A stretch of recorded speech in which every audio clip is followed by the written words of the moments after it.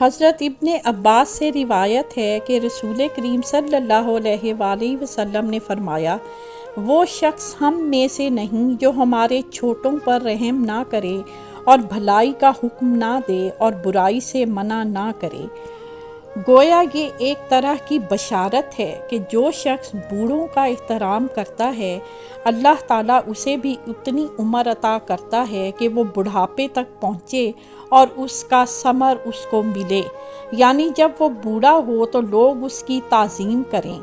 نبی اکرم صلی اللہ علیہ وآلہ وسلم کا فرمان ہے، جو سفید بالوں کی تعظیم کرتا ہے وہ گویا حق تعالیٰ کی تعظیم کرتا ہے کہ سفیدی کی مشابہت نور سے ہے۔ ہم آپ کے خیالات آج کے موضوع پر سننا چاہتے ہیں۔ آپ اس تعلیم کو اپنی زندگی میں کیسے شامل کرتے ہیں؟ اپنے خیالات نیچے دیے گئے کومنٹس میں شیئر کریں۔ اس ویڈیو کو لائک کرنا، ہمارے چینل کو سبسکرائب کرنا اور بیل آئیکن کو دبانا نہ بھولیں تاکہ آپ ہماری نئی آنے والی ویڈیوز سے باخبر رہ سکیں۔ آپ کی قیمتی رائے ہمارے لیے اہم ہے اور ہم ہر کومنٹ کو پڑھتے ہیں۔